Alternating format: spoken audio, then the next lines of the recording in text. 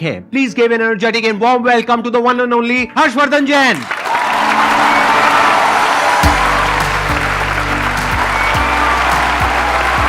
क्या हालचाल जी?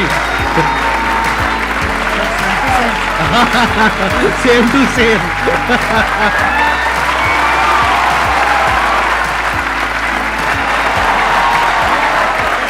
Please have a seat back here.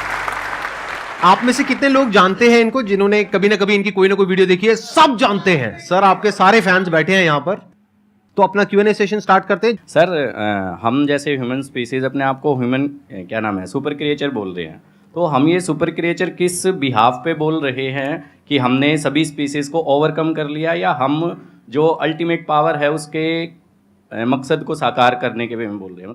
मानवता के सबसे चेतना के ऊंचे स्तर पे अगर कोई है वो मनुष्य है। ये जीव जो है ना, ये जीव के भीतर जितनी शक्तियां, उसका चेतना का जबरदस्त विकास जो पराकाष्ठा है ना, वो मनुष्य ही कर पाता है। अब आपको अपना विकास करना है तो अपनी चेतना के स्तरों को ऊपर उठाना होगा। सर के बहुत सारे ऐसे सेशन हैं जो स्पिरिचुअल चैनल के ऊपर हैं, आप देखोगे तो पाओगे आपके भीतर की चेतना ऊर्जा बहुत जबरदस्त है। टमाटर के भीतर भी जो रंग महकता है ना, वो उसकी वजह से। अभी जैसे ये शरीर चमक रहा है, लेकिन अगर गिर जाता है तो 2 घंटे में सड़ने लगता है, 4 घंटे में कीड़े पड़ने लगते हैं। फिर वो चमक है किसकी? तो वो जिसकी महिमा है, वो जिसकी महिमा है ना, उसकी महिमा आनी चाहिए। वो महिमा आ गई तो चेतना ऊपर ही उठती है। एक छोटा सा लाइन गा के सुना दूं प्लीज। हाँ। खटकती है रागादि के परिणति विकारी, स्वभाव के सन्मुख ये कैसे टिकेगी। समझ में नहीं आया? खटकती है रागादिक परिणति का मतलब है संसार की सारी बुराइयां बताओ अपने को खींच रही है कि नहीं खींच रही है, अपने को आकर्षित कर रही है, लुभा रही है। क्रोध है, घमंड है, अहंकार है, छल कपट है, आलस्य है, कामचोरिता है, जितनी चीजें बुराइयां वो अपने को खींच रही है। लेकिन उनके ऊपर जो सबसे बड़ा स्वभाव है ना अपना, जो आपने प्रश्न पूछा, वो स्वभाव जीव का उठना है। तीनों लोग जिसके ज्ञान में झलक जाएं, वो स्वभाव लेके पैदा हुए हो भाई। 3 लोग का नाथ आपके भीतर विराजमान है। इसलिए चेतना के स्तरों को ऊपर उठाते जाओ, बाकी के प्रश्नों के उत्तर चेतना के उठने से मिल जाएंगे। Thank you dear. बहुत बढ़िया जी। ये जो आपने क्वेश्चन पूछा है, इसके पीछे का मोटिव क्या है? क्या जानना चाहते हो आप? असलियत में जो सुपर क्रिएचर का मतलब है वो हम सबको समझ में आए। देखो, इसको ध्यान से समझो। बेसिकली आप ये कह रहे हो super creature in the sense कि हम बाकी सब जितने भी जानवर हैं और जितने भी जीव हैं, हम उनको डोमिनेट कर सकते हैं, विच इज अ फैक्ट।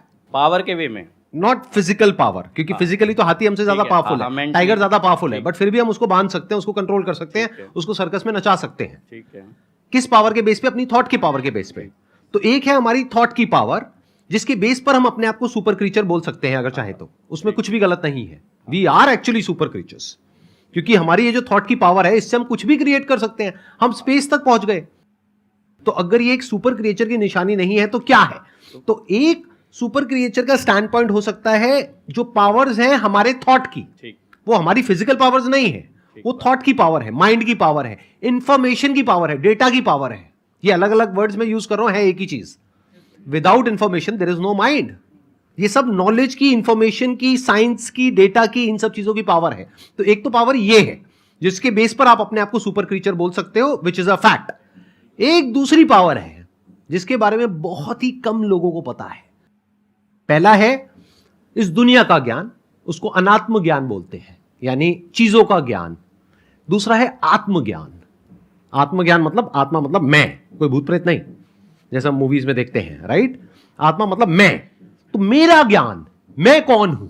तो वो जो ज्ञान है, अगर वो आपको हो जाता है, और हो जाता है मतलब अपने आप नहीं हो जाएगा, ऐसा नहीं आप रात को सोए और सुबह उठे और अपने आप हो गया, ऐसा नहीं होता। जैसे हर ज्ञान में होता है, ऐसे इसमें होता है। स्टडी करना पड़ता है, समझना पड़ता है, क्वेश्चनिंग करनी पड़ती है। जो समझ आया उसको फिर क्वेश्चन करना पड़ता है, फिर एंड तक जाना होता है। फिर not just theoretically but experientially you know what you are. और फिर वहां पर एक महावाक्य है, अहम ब्रह्मस्मि, मैं ही वो हूं, तत्वमसि, आप ही वो हो। वो मतलब क्या? The supreme reality, the supreme truth of this universe, you are that. तो वहां तक आप पहुंच जाते हो, not just theoretically but experientially.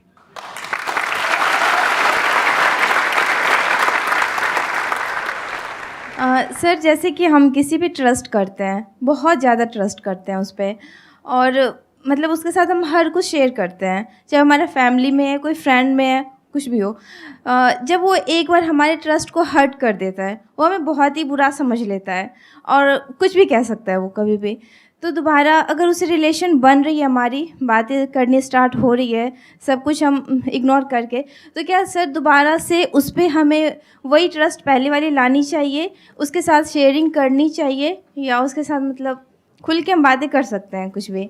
Napoleon Hill से जब जीवन में सबसे बड़ी सीख को लोगों ने कहा ना, एक लाइन में बता दो। नेपोलियन वो व्यक्ति हैं जिन्होंने 25,000 से ज़्यादा लोगों के ऊपर कई वर्षों तक अध्ययन किया, और फिर एक व्यक्ति राजस्थानी मारवाड़ी गया, उन्होंने कहा साहब हमें पूरा ज्ञान नहीं चाहिए, एक लाइन में बता दो, एक लाइन में बता दो। तो उन्होंने पता है क्या बोला? डोंट टेक इट पर्सनली, दिल पे नहीं लेना, दिल पे नहीं लेना, क्योंकि रास्ते में तो स्क्रैच होंगे, हम इमोशनल हैं, हमारे स्क्रैच तो होंगे, लेकिन अगर दो लोगों को अर्धनग्न करके दौड़ा जाए, एक को तेल लगा के और एक को सूखा, तो मिट्टी ज़्यादा कौन लाएगा? तो तेल लगाना बंद कर दो, यहाँ नहीं, दिल पे तेल लगाना बंद कर दो, हृदय पे लेना बंद कर दो, नहीं तो जैसे ही मार्केट में जाएंगे लोग तो आपको कुछ कहेंगे। तो पहली बात तो दिल पे नहीं लेना, क्योंकि दिल पे लेते लेते तो खत्म ही हो जाएंगे, फिर सबका दिल पे लेते चले जाएंगे, एक बात। दूसरी बात, आप कह रहे हैं दोबारा ट्रस्ट करें कि नहीं करें, सोच समझ के, विचार करके, क्योंकि जिस व्यक्ति ने एक बार ट्रस्ट तोड़ा है तो फिर वहां पर एक सिद्धांत लागू होता है, प्रेम भाव हो सब जीवों से, विश्व के हर जीव से प्रेम हो भाई, करुणा स्रोत बहे दुखियों पे, दुखियों पे फिर विशेष करुणा बहनी चाहिए, प्रेम भाव हो सब जीवों पे, करुणा स्रोत बहे दुखियों पे, दुर्जन में मध्यस्थ विभो, ये जो दुर्जन है ना उसमें फिर थोड़ा मध्यस्थ विभो उन पे, और गुणी जनों में हर्ष प्रभो, जैसे सर गुणीजन है तो ऑटोमेटिकली हृदय से एक श्रद्धा बहती है। तो प्रेम भाव हो सब जीवों में, गुणी जनों में हर्ष प्रभो, करुणा स्रोत बहे दुखियों पे, दुर्जन में मध्यस्थ विभो। दुर्जन से थोड़ा दूरी बना के रखिए, आगे बढ़ जाएंगे। ट्रस्ट तोड़ने का मतलब क्या? वो छोटा भी हो सकता है, बहुत बड़ा भी हो सकता है। छोटा मतलब क्या कि आपको कहा कि हाँ हम यहाँ पर घूमने के लिए जाएंगे, और एंड टाइम पे उसने कह दिया नहीं जाएंगे, ये भी ट्रस्ट तोड़ना है।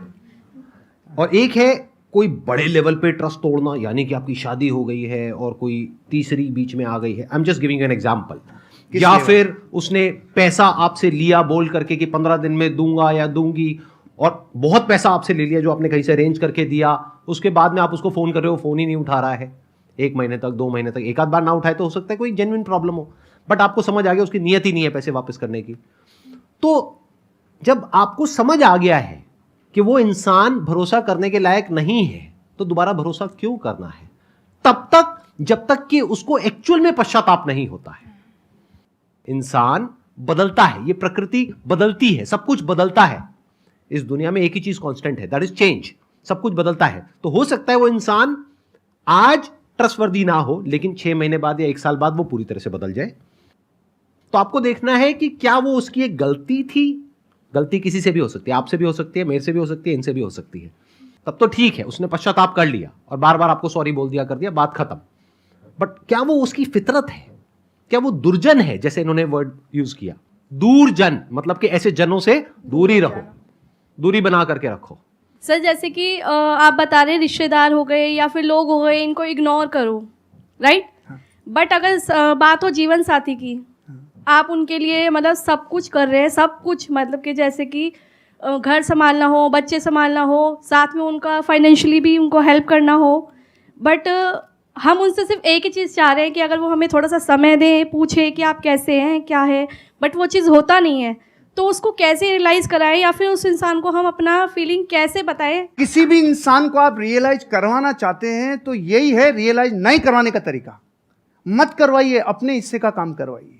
डेरेन हार्डी से एक पति पत्नी तलाक की नौबत पे पहुंच गए। उन्होंने कहा कि देखो साहब हमारी काउंसलिंग करा लो, आखिरी मौका है, हम फिर छूटने वाले हैं, अलग अलग होने वाले हैं। उन्होंने अलग अलग काउंसलिंग की और पूछा उनसे कि आपके जीवन में इस रिश्ते को निभाने के लिए आपका योगदान कितना % है। तो पति ने कहा हाँ 50 मेरा है, 50 इसका है। पत्नी ने बोला 50 मेरा, 50 इसका है। उसने कहा बस यही रोग है तुम्हारा कि तुमने 50-50% रिश्ते को बांट रखा है। जिस दिन आप ये कहोगे नहीं इस रिश्ते को निभाने की जिम्मेदारी मेरी 100% है, उस दिन से आप जीवन में, क्योंकि आप अपने हिस्से का काम करो, उसका नहीं।